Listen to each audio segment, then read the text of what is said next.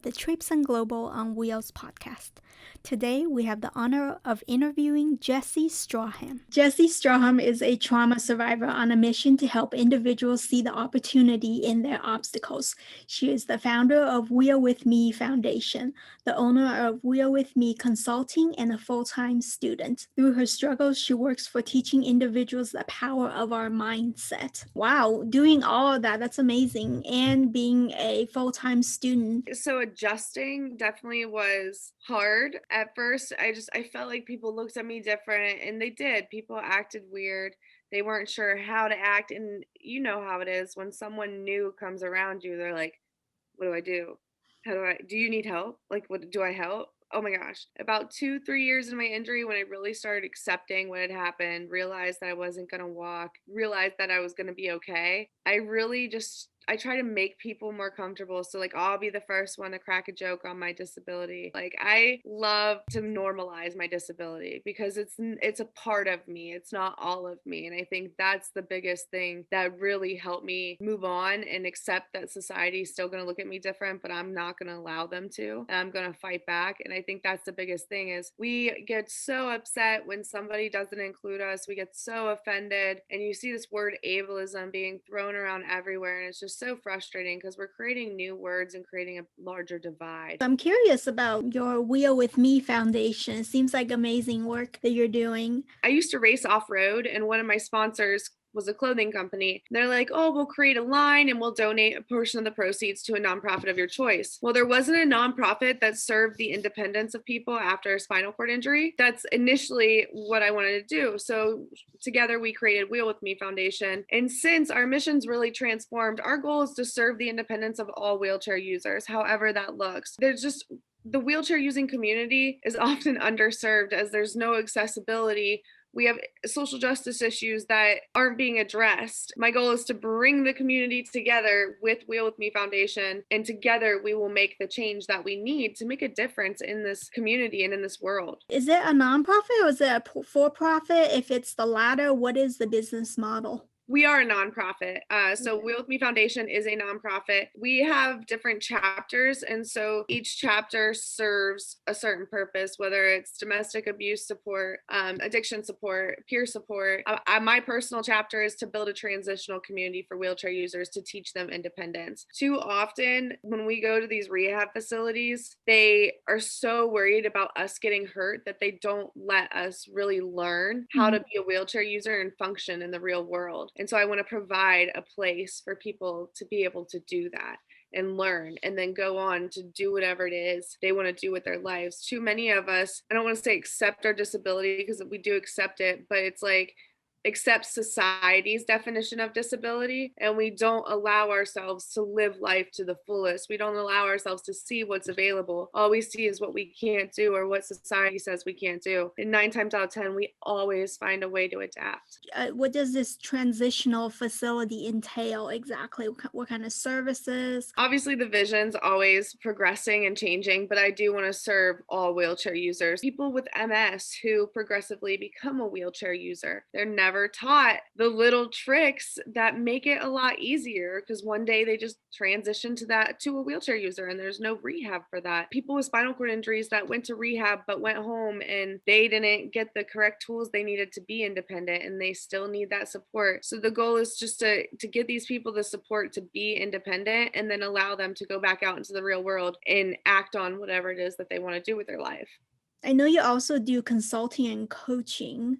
What kind of services are these exactly? I actually offer fitness coaching and goal setting. People post their progress pictures in there, track their diet, track their water intake, track their metric changes, so measurements, weight, and then we go back and we review them every week and we can see the progress. We can see where we need to improve, and it really just breaks down every aspect of your life. Once you're able to take control of your fitness, you feel like you're able to take on anything. So from there, we work on the personal development side side of reading more, working on yourself, figuring out your goals, getting aligned with your mission and your passion. There's so many of us that are living unguided with no passion, no goals. And it's so important we have purpose and we're in line with that and we keep ourselves in line with that, because when you're in line with your purpose, you don't need motivation. It's just there. The thing is, like, there's still days where I don't want to do it, especially right now. I'm doing this program. It's called 75 Hard, and it's a mental development program, but it's fitness based. So we have 2 workouts a day. One of them has to be outside regardless of the weather. So I've pushed in the sleet already. Yesterday I did a stretch in like 32 degrees. I was bundled up in winter clothes, but I'm doing 2 workouts a day. I'm drinking a gallon of water a day. I picked a diet and I'm sticking to it. No cheat meals, no alcohol. You take a picture every day and you read 10 pages of something developmental every single day. I'm 30 days in and I already feel unstoppable. It's for 75 days. I'm only a third of the way through, and the growth that it's given me is unbelievable. And I'm like, wow, I'm just getting started.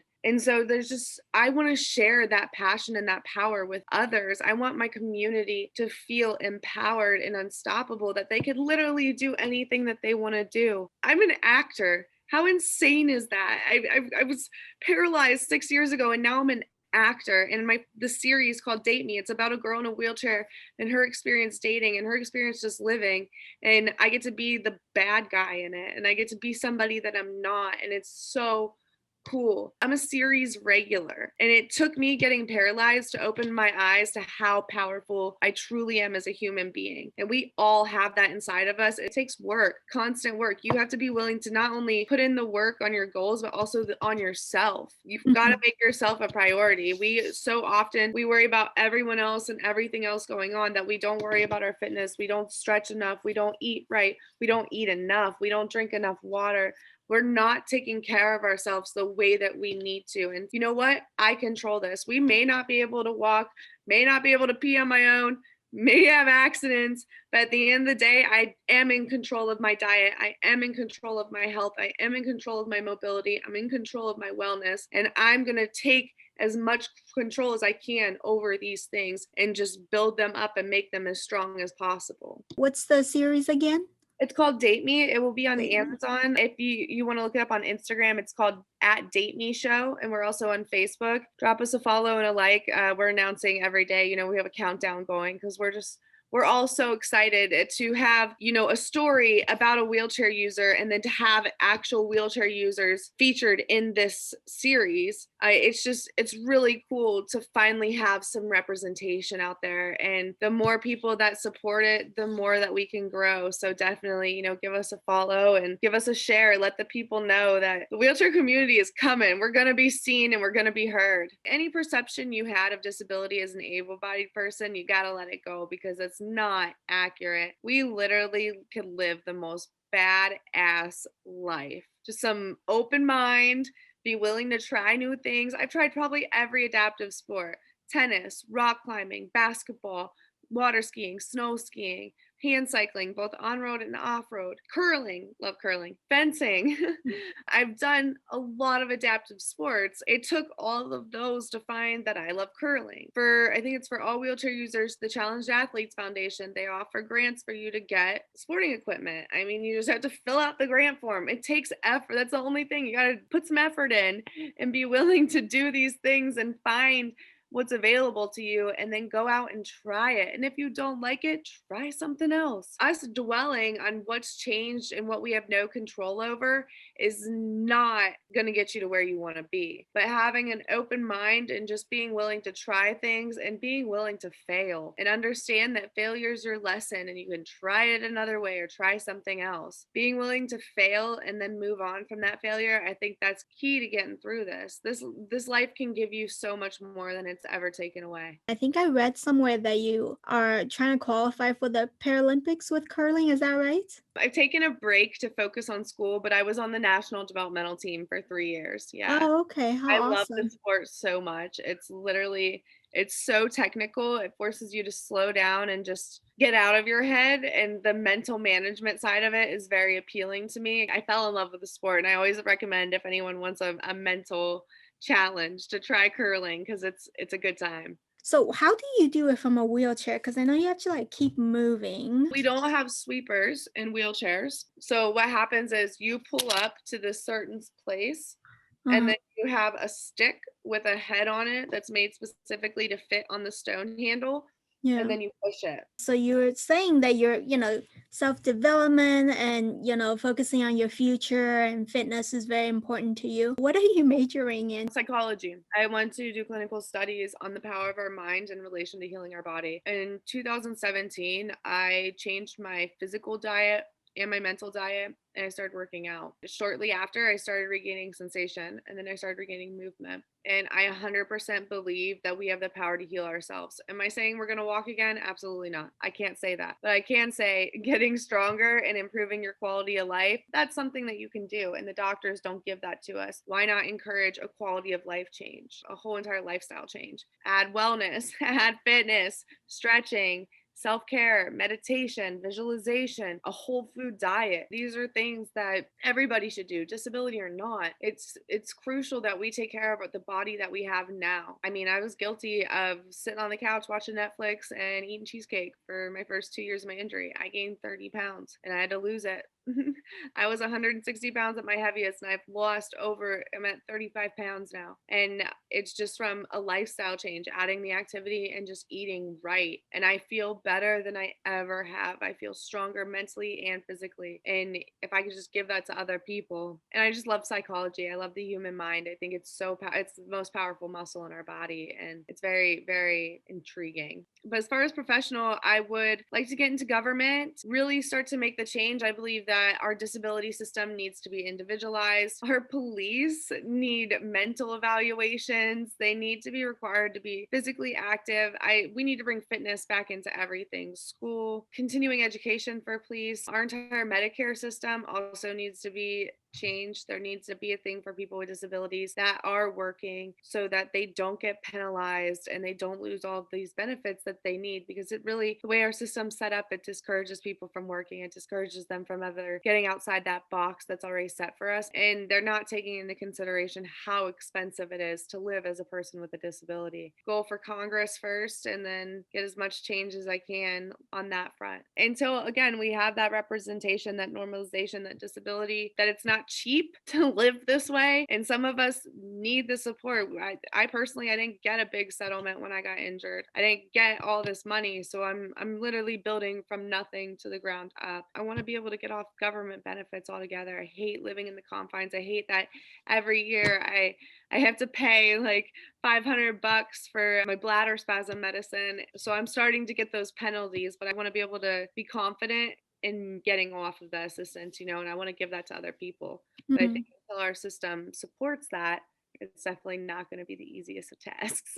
If you were in Congress as a congresswoman or a senator, how would you go about changing just that aspect? I'm passionate about our youth and the way that they're being brought up as well. I believe in police reform, but this is our social services really. In North Carolina, in my district specifically, I live here, I use them. I've had hand-to-hand experience with them. They're underpaid, they're overworked. As some of them, that human aspect needs to be brought back to it. So if we can find ways to implement this on a local level, hopefully it will be adopted statewide. There needs to be a program specifically for people with disabilities. So how there's these work programs to help people, similar to like low income housing. You pay X amount of dollars for a certain amount of months, then you pay X amount of dollars for another certain amount of months. So what if we had steps where until you reach the amount of money that your insurance benefits or your supplement benefits covers, you don't lose it? Because right now, the way it's set up, say your benefits are around $1,500 a month. Let's go the high end, right? Because right now, for example, Medicaid in North Carolina, you are only allowed to earn like $1,300 before you're no longer eligible for that. But I could really use that help with my bladder spasm medicine, because I take 3 different medicines and they run upwards of $500 together without insurance. I could use that Medicaid in that situation, but because my disability payments too much, because I worked a regular job before I was injured and I paid in, it's like you're being penalized. We need programs that acknowledges the disability, because right now when you apply for Medicaid, the stipulations that you're falling under are just an overall umbrella. It's not considering that you have a disability, that you worked before that disability. So your disability payment may be a little more, or that you may need this extra help. If listeners are motivated and empowered by what you've said, where can they reach you? Where can they contact you? Well, first, I want to say thank you so much for having me. I really, really appreciate your time. If you want to follow Wheel With Me Foundation, it's at Wheel With Me on Instagram, Twitter, and Facebook, wheelwithmefoundation.org. You can find me at Jesi Stracham. That's JesiStracham. That's on Instagram, Twitter, TikTok, Facebook, and YouTube. Oh, you can find Wheel With Me Foundation on YouTube too if you want to catch up on some courses that we've released. Thank you so much for tuning in today, everyone. Looking forward to connecting at the next episode.